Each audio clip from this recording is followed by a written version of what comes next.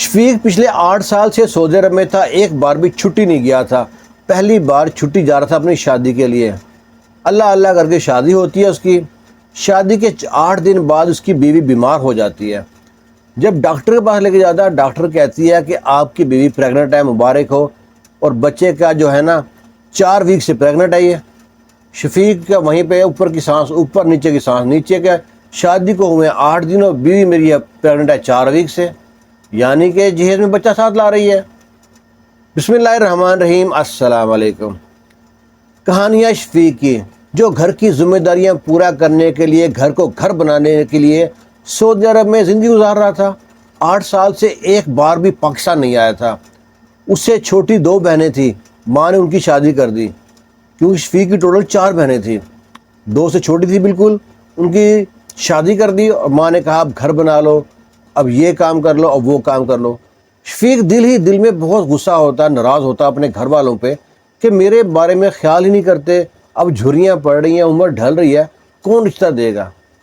ماں اس کو ہمیشہ کہتی پتر ٹھنڈ رہا کہ صبر کا پھل بڑا میٹھا ہوتا ہے، تیرے لیے ایسا رشتہ ڈھونڈیں گے کہ تو جو ہے نا اس کو دیکھ کے نا وارے نیارے ہوتا رہے گا، اور ہوتا بھی وہی ہے۔ اس بار شفیق کی ماں فون کرتی ہے کہ پتر اس بار چھٹی آ جا اور دے، میں ہم نے رشتہ طے کر لیا، تم کو فوٹو بھیجتے ہیں لڑکی کی، دیکھ ذرا۔ جب شفیق لڑکی کی فوٹو دیکھتا ہے تو دیکھتے رہتا ہے، واقعی اللہ کا شکر ادا کرتا ہے کہ صبر کا پھل میٹھا ہوتا ہے۔ اتنی پیاری، اتنی خوبصورت، اتنی معصوم، اتنی بھولی، اتنی ایسے پاک دامن سی لڑکی لگتی ہے، دیکھنے میں اتنی لگتی ہے کہ بہت عالمہ فاضلہ ایسی ہوتی ہیں، اس طرح کی لڑکی تھی وہ۔ شفیق بڑا خوش ہوتا ہے، دن میں 50 بار فوٹو کو دیکھتا ہے اور رکھ دیتا ہے۔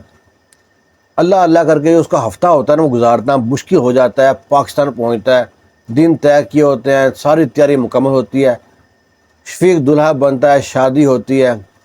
اس کی جو دلہن ہے اس کا نام تھا صبا۔ وہ سجی سنوری اپنے کمرے میں بیٹھی ہوتی ہے، دلہن والے کمرے میں۔ شفیق کی ماں اس کو بھیجتی ہے، جا بیٹا جا کمرے میں اپنی دلہن کے پاس جا۔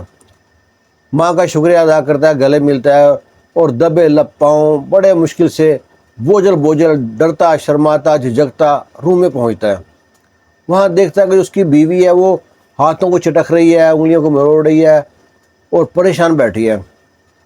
تو شفیق اس کے پاس جاتا ہے، اسے سلام دعا کرتا ہے، تو شادی جو ان کی کلیئر ہو جاتی ہے۔ اگلے دن وہ صبح اٹھتے ہیں بڑے فریش۔ جو اس کے 8 دن تھے نا دلہن کے، وہ زندگی کے لاجواب دن تھے، انمول دن تھے، ہنی مون پیریڈ تھے، وہ بڑے اچھے گزرتے ہیں۔ شفیق صبح اٹھتے بیٹھتے بیوی کی تعریف کرتا رہتا ہے کہ کتنی پیاری ہے، کتنی معصوم ہے، کتنی بھولی ہے، کتنی اچھی باتیں کرتی ہے، کتنی اسلامی ہے۔ اور 8 دن بعد اس کی بیوی کی طبیعت خراب ہوتی ہے۔ اب وہ طبیعت خراب ہوتی ہے، بیوی کو لے جاتا ہے ہسپتال میں، لیڈی ڈاکٹر چیک کرتی ہے، لیڈی ڈاکٹر بتاتی ہے آپ کی بیوی پریگننٹ ہے۔ شفیق بڑا خوش، اور خوشی کے مارے نا وہ سب کچھ بھول جاتا ہے، اور پھر لیڈی ڈاکٹر سے پوچھتا ہے کہ مجھ کو اس کے لیے کیا کیا احتیاط کرنا ہے وہ بتا دیں، اور بچہ کتنے دن کا ہے، جو پریگننسی کتنے دن کی ہو گئی ہے۔ جب لیڈی ڈاکٹر اگلی بات کرتی ہے تو شفیق کے پاؤں تلے زمین نکل جاتی ہے۔ لیڈی ڈاکٹر بتاتی ہے کہ بچے کی جو ہے پریگننسی جو سی ہے آپ کی بیوی کی، وہ 4 ویک کی ہے، یعنی کہ 1 مہینے کی۔ شفیق پھر پوچھتا ہے آپ کیا کہہ رہی ہیں؟ کہتی ہاں میں صحیح کہہ رہی ہوں، 4 ویک۔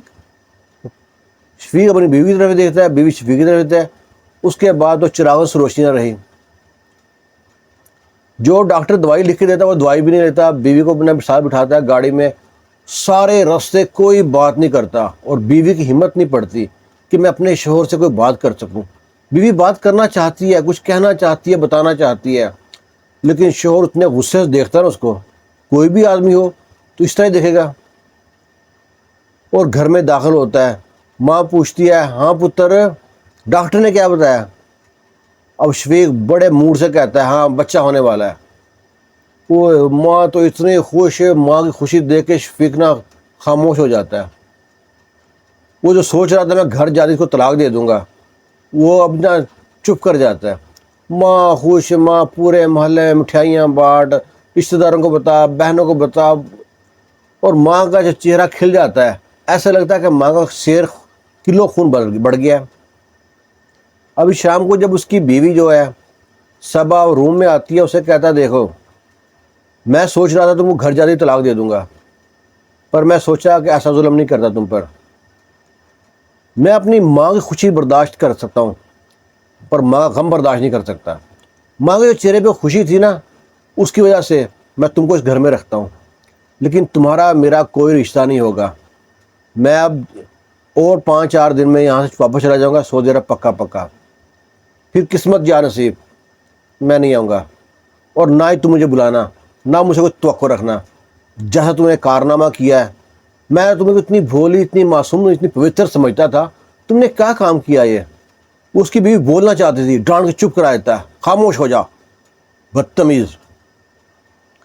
بس میں اپنی ماں کے لیے چپ ہوں، اور اب 2-3 دن میں نے اپنے دوستوں کو وہاں پہ کال کرتا ہے کہ میری ٹکٹ کرا دو، وہ کہتے ہیں ٹھیک ہے، اور ماں سے کہتا ہے کہ میں کل صبح چلا جاؤں گا۔ ماں کہتی ہے حیران پریشان کہ بیٹا کیا بات ہے؟ کہتا ہے وہاں کمپنی نے مجھے ایمرجنسی بلا لیا ہے، آپ کو تو پتہ ہے کمپنی کی جاب ہے، اب کمپنی میں اگر نہ جاؤں گا تو جاب چلی جائے گی، اگر جاب چلا گیا تو گھر کا سرکٹ خراب ہو جائے گا، پیچھے 2 بہنیں چھوٹی اور ہیں، ان کی شادی کرنی ہے۔ تو ماں کہتی نہیں پتر، نوکری پہلے ہے، کوئی مسئلہ نہیں، تو چلا جا۔ اب یہ ساری تیاری کر لیتا ہے، چھت پہ کونے میں بیٹھ کے اکیلا نا سگڑ پہ سگڑ پی رہا ہوتا ہے۔ تو اس کی بیوی ڈھونڈتی ڈھانڈ اس کے پاس آتی ہے، اور اس کو دیکھ کے گھورتا ہے تو اتنے میں وہ بھاگ کے آگے سے قدموں پکڑ لیتی ہے، اس کے پاؤں پکڑ لیتی ہے، کہتی ہے میں اتنے دن سے کچھ کہنا چاہتی ہوں، آپ نے جانا ہے آپ جاؤ، میں آپ کو روکوں گی نہیں، ایک بار میں مجھ سے پوچھ تو لیں۔ کہتا ہے میں آپ کی بے پناہ محبت تو میں نے دیکھی ہے، جو میں نے 8 دن میں وہ محبت دیکھی ہے جو میں نے زندگی کبھی نہیں ملی مجھ کو، پر میں نے جو آپ کی بے پناہ نفرت دیکھ رہی ہوں، مجھ سے برداشت نہیں ہو رہی، مجھے ٹوٹ جاؤں گی، آپ مجھے مارے، مجھے تھپڑ مارے، جوتے سے مارے، ڈنڈے سے مارے، مجھ سے بات کریں۔ وہ کہتا ہے تم سے کیا بات کروں، ہٹو یہاں سے۔ وہ اتنے مضبوط سے گرفت پکڑی ہوتی ہے نا پاؤں کی، چھوڑتی نہیں ہے۔ کہتی میری بس ایک بار بات سن لیں۔ کہتی ہے لا الہ الا اللہ محمد رسول اللہ، میں بالکل پاک صاف ہوں، آپ کے علاوہ کسی دوسرے شخص کے بارے میں سوچا نہیں ہے، نہ میرا کوئی رشتہ دار گھر میں آتا ہے، ہمارا گھر بڑا مذہبی گھرانہ ہے، ہم کی بہنیں 3 تھیں، تو ہمارا باپ کہیں بھی لے کے جاتا تھا، باپ لے کے جاتا تھا، گھر میں بھی کسی کا آنا جانا نہیں ہے، حتیٰ کہ پڑھائی بھی کی تو پرائیویٹ کی تو باپ بھی ہم کو چھوڑ کے آتا تھا، ہمارے ابو چھوڑ کے آتے تھے، ابو ہی لے کے آتے تھے۔ میں نے کوئی ایسا کام نہیں کیا جس سے مجھے شرم آئے، لیکن میں بھی پریشان ہوں کہ آخر میرے پیٹ میں بچہ کس کا ہے۔ میں قسم کھاتی ہوں اس پیدا کرنے والے کی، میں نے کسی کے ساتھ کوئی غلط کام نہیں کیا، کہیں منہ کالا نہیں کیا، میں آپ کے حرم میں آئی ہوں، آپ کی بیوی ہوں بس۔ وہ سوچتا ہے، اس کے آنکھوں کی طرف دیکھتا ہے، اس کے چہرے پہ اس کو نا سچائی نظر آتی ہے، اتنے دن سے اس کو آنکھوں میں دیکھا ہی نہیں اس نے۔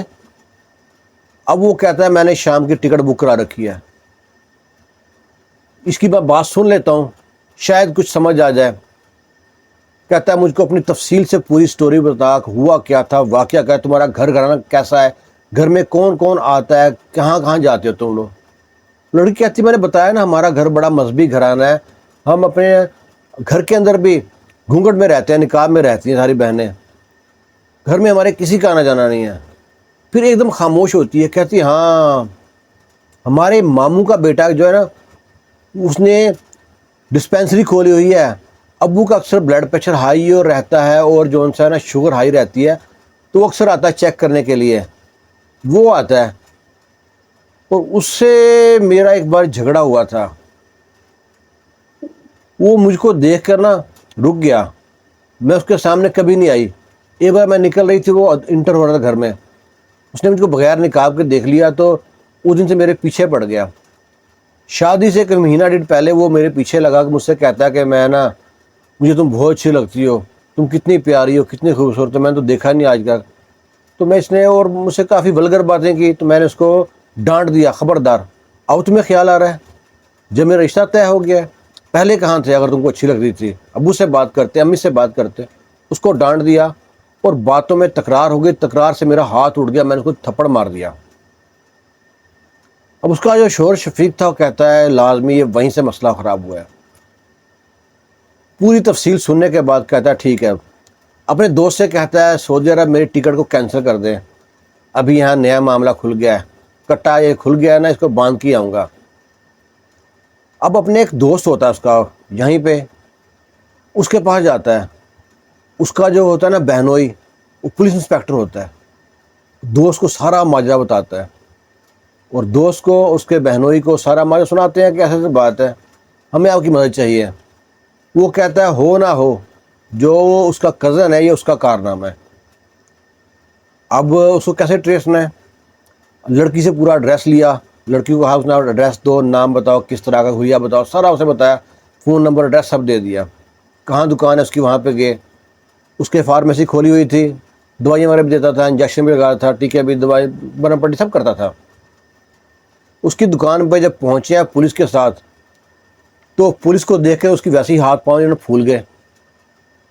اب پولیس نے سیدھے سوال کیا کہ جو لڑکی تمہاری کزن تھی اس کے ساتھ تم نے کیا کیا تھا؟ وہ کہتا ہے میں نے کچھ نہیں کیا، میں نے کچھ نہیں کیا، میں بے گناہ ہوں، مجھے کچھ نہ کہیں، مجھے معاف کر دے، مجھے مارے نہ مجھے۔ وہ کہتا ہے تو جب ہاتھ لگایا نہیں، مارنا کدھر ہے، تو ساتھ ساتھ بتا۔ وہ نا سیدھے راستے پہ نہ آئے۔ جب پولیس والے اس کو ایک ڈھیلے ہاتھ کی دی ہے نا، تو کہتا ہے مجھے دوبارہ نہ مارنا، یہاں محلے میں میری بڑی عزت ہے، لوگ میرا بڑا احترام کرتے ہیں، میں جو بات ہے سچ سچ بتاتا ہوں آپ کو۔ کہتا ہے میں جاتا تھا پھپھو کے گھر میں، تو اس کی لڑکیاں سننے میں آیا تھا بہت خوبصورت ہیں، میں اسی چکر میں جاتا دیکھوں کبھی کس طرح کی ہیں۔ اب صبا کی شادی طے ہو گئی تھی، مجھے یہی چکر تھا میں اس بار دیکھ لوں۔ جس دن میں نے دیکھ لیا صبا کو، اس دن تو میری نیند چین سب غائب ہو گیا۔ پھر میں نے صبا سے مل کے کہا کہ میں تم سے شادی کرنا چاہتا ہوں، میں تم بہت پیار لگتی ہو، آخر شادی نہیں تو چلو دوستی ہی کر لو، فرینڈ شپ ہی کر لو۔ جس پہ ہمارے بحث و تکرار ہوا اور صبا نے مجھ کو تھپڑ دیا مارا، اور صبا نے کہا اگر تم کو پہلے پتا ہوتا تھا مجھ سے شادی کرتے، اب میرا رشتہ طے ہو چکا ہے۔ وہ بات میں سب بھول گیا، تھپڑ نہ بھولا میں۔ اب مجھے تھا کہ تھپڑ کا بدلہ لینا ہے، کیسے بدلا لوں کیسے بدلاؤں، سارا دن یہی سوچتا رہتا تھا۔ آخر جب میں نے ایک دن چیک کرنے آیا صبا کے ابو کو، چیک کرنے آیا تو میں نے کہا آپ کھانا کس طرح کھاتے ہیں؟ میں وہ کھانا چیک کرنا چاہتا ہوں، کھانا پرہیزی نہیں کھاتے، اس لیے آپ کی شوگر ہائی رہتی ہے۔ میں کچن میں چلا گیا، مجھ کو پتا تھا کچن میں جاؤں گا تو تینوں بہنیں غائب ہو جائیں گی، اینک والے جن کی طرح وہ تینوں بہنیں ایسے غائب ہو گئی۔ پھپھو وہاں پہ تھی، اس کو دیکھا، پھپھو کو پوچھا کیا پکا رہی ہیں، مسالہ کون ڈالتی ہیں، ان سے کسی بہانے پہ باہر بھیجا ہے۔ جو ہی باہر گئی ہیں تو بے ہوشی کی دوائی نہ کھانے میں ڈال دی،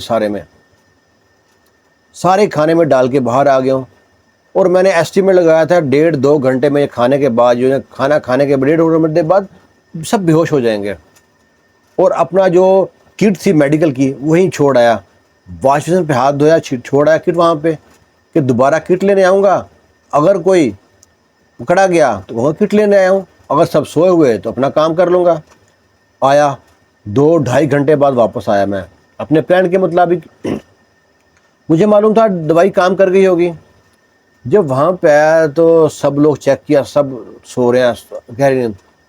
صبا کو اس کے بستر سے اٹھا کے سائڈ پہ کیا ہے، اس کے ساتھ میں نے زیادتی کی ہے، وہ بے ہوش سے کچھ نہیں پتا، اور دوبارہ اس کی حالت اسی طرح درست کر کے وہاں سے میں غصہ اپنا ٹھنڈا کر کے، اور میں بڑا فخری انداز سے وہاں سے باہر آ گیا ہوں۔ اور جب ان کو ہوش ہے ان کو پتہ ہی نہیں ہے۔ اب مجھ کو آپ معاف کر دیں، مجھ سے بہت بڑی غلطی ہو گئی ہے، مجھے کچھ نہ کہنا، مجھے مارنا مت۔ اب اس کا شوہر کہتا ہے تجھے کچھ نہ کہیں، مارے نا۔ کہتا ہے انکل، وہ پولیس والے سے کہتا ہے اس کو آپ نے چھوڑنا نہیں ہے، بس اب اس کو ایسی سزا دیں کہ آئندہ کسی کا جو انسان صاحب بارے میں ایسا سوچے بھی نہ، یہ اپنی بیوی کے ساتھ ایسا کرنا نہ سوچے۔ لوگ پولیس والے سے مارتے ہوئے ڈالتے ہیں ڈالے میں لے جاتے ہیں، پورے محلے میں بدنامی ہوتی ہے اس کی، اور یہ تو بتاتے نہیں کہ وہ کس کے ساتھ کیا ہے۔ اور وہ لڑکا آتا ہے صبا کے پاس، اسے کہتا ہے کہ میں تمہارے کزن کے ساتھ یہ کام ہو چکا ہے، وہ پکڑا گیا ہے، میں چھٹی عائد کر دی تھی، اب رہتے ہیں ساتھ، لیکن ہے کہ میں یہ مت سمجھنا کہ میں تمہارے کلوز آ گیا ہوں، جو بھی ہے وقت لگے گا۔ اب میاں بیوی کھچا رہتے تو رہتے تھے، لیکن دونوں سکون میں تھے کہ گناہ گار لڑکی نہیں ہے۔ وہ میاں شوہر بھی سکون میں تھا کہ صبا گناہ گار نہیں ہے، اور صبا بھی سکون میں تھی کہ میں شوہر کی مجرم نہیں ہوں۔ ماں بڑی خوش تھی کہ اب میرا خوب پوتا پوتی آنے والا ہے، اور دونوں کی یہی دعا تھی کہ یا اللہ اس کا جو کلنک ہے نا، اس کو ہم پال نہیں سکتے، شفیق بھی سوچتا ہے کہ میں حرام کا بچہ کیسے پال سکتا ہوں، کسی کا بچہ، اور وہ بھی یہ سوچتی ہے اس کی بیوی کیسے جنم دے سکتی ہوں۔ تو جو ان کی جو دل کی خواہش تھی وہ قدرتی پوری ہوتی ہے، 1.5-2 ماہ میں کوئی مسئلہ ہوتا ہے اور وہ بچہ ضائع ہو جاتا ہے۔ دونوں اللہ کا شکر ادا کرتے ہیں۔ شفیق کہتا ہے میں واپس جا رہا ہوں سعودی عرب، واپس آؤں گا اپنے ٹائم کے مطابق، مجھ کو بھی ٹائم چاہیے، اسپیس چاہیے، تم کو بھی ٹائم چاہیے، اسپیس چاہیے، جب ہم دونوں کی کیمسٹری مل جائے گی میں آ جاؤں گا۔ بعض اوقات جو ہم لوگ نا اکثر گھروں میں ایک بات کیا پتہ کہتے ہیں، یہ کزن ہے، بھائی کزن ہوتا ہے، کیسے ہوگا؟ وہ کہتے ہیں میرا بھائی اور کزن ہے، سگا بھائی صرف سگا بھائی ہوتا ہے، کزن کوئی رشتہ نہیں ہے، سب سے بڑا جو دشمن ہے کزن ہوتا ہے۔ پہلے زمانے چلو پھر بھی کوئی بہتر سمجھ سکتے ہیں، لیکن جو آج کا زمانہ ہے، ماڈرن زمانہ، 4G 3G زمانہ ہے، اس میں آپ کو بہت محتاط رہنا ہے۔ اور پہلے زمانے میں موبائل نہیں تھا، کسی کو پکچر مل جائے، ہاتھ چڑھ جائے، کچھ واقعہ ہو جائے، اس کو لوگ وائرل نہیں کرتے تھے، لوگ پھر بھی حیا شرم رکھتے تھے، اپنے تک بات کرتے تھے۔ آج کل کسی کی بہن بیٹی کو کوئی سیٹ کر لینا لڑکا، تو چوک محلے میں بیٹھ کے سب کو بتاتا ہے میں فلانی لڑکی سیٹ کی ہوئی ہے، یہ دیکھو اس کی پکچر، یہ دیکھو ایسی پکچر، یہ ایسی اسٹائل میں پکچر، وہ آدھے گاؤں کو پتہ چل جاتا ہے اس نے وہ لڑکی سیٹ کی ہوئی ہے۔ تو اپنے معاشرے میں، اپنے گھروں میں اس چیز کو جو چور دروازہ ہے کو بند رکھیں، فالتو میں رشتہ داری مانے جانے کی ضرورت نہیں ہے۔ یہ ایک سچا واقعہ تھا، شفیق کی کہانی تھی صبا کی۔ آپ کو کیسی لگی کمنٹ باکس میں رائے ضرور دیجیے گا۔ خوش رہیں، شاد رہیں، آباد رہیں۔ اللہ حافظ۔